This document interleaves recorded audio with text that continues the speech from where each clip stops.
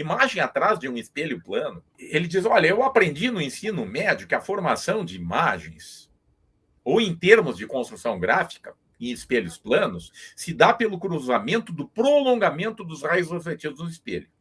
Essa explicação sempre foi um pouco vaga para mim. A imagem é virtual, direita e do mesmo tamanho do objeto.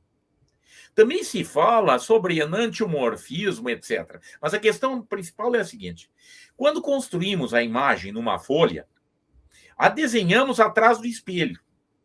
Mas é óbvio que não existe imagem atrás do espelho. Logo vem a questão: existe alguma explicação física que não seja gráfica, que dê essa noção de profundidade em um espelho plano? Então vamos discutir um pouco a teoria.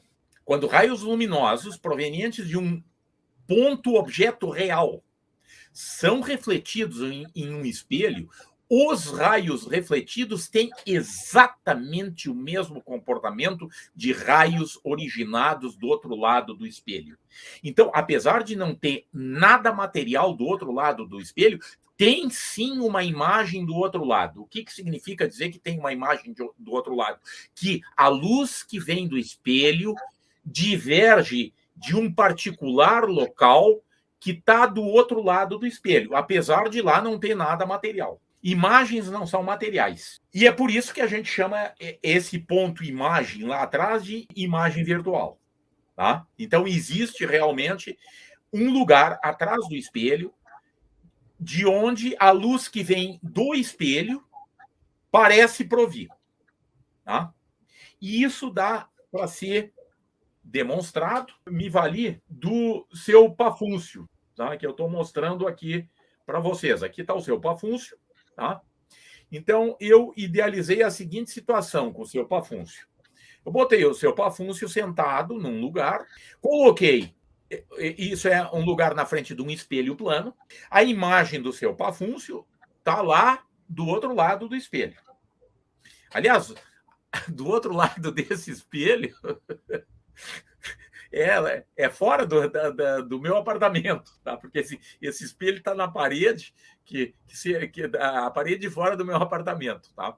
Então ele está lá fora.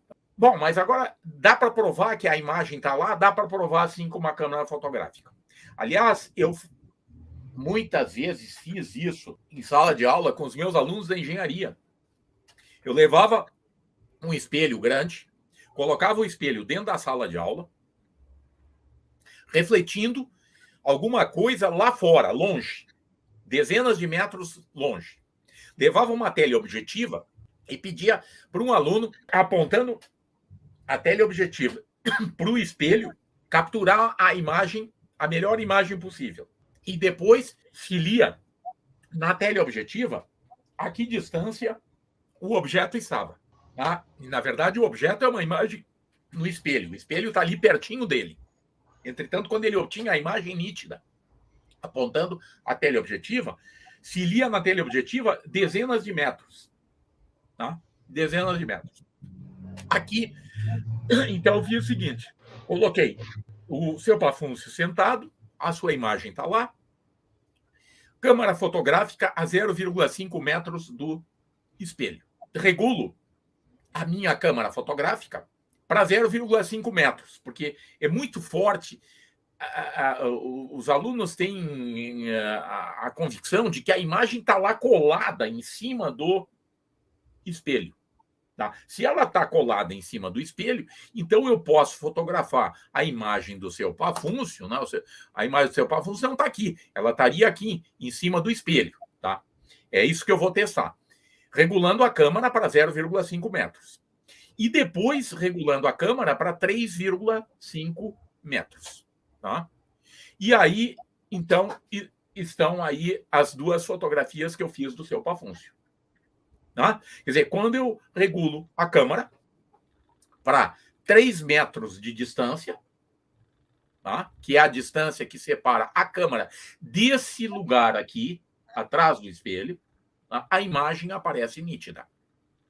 E quando eu regulo para uma distância menor, no caso até a própria distância que a câmera está do espelho, tá? A imagem aparece borrada. Tá? Isso dá para fazer com qualquer câmera fotográfica que a gente tem algum controle, né? Porque não tem que sair do modo automático, né? Mas qualquer câmera fotográfica um pouquinho mais sofisticada permite que o operador da câmera tome esse tipo de decisão. Isso prova que a imagem do seu pafúncio está a 2,5 metros atrás do espelho.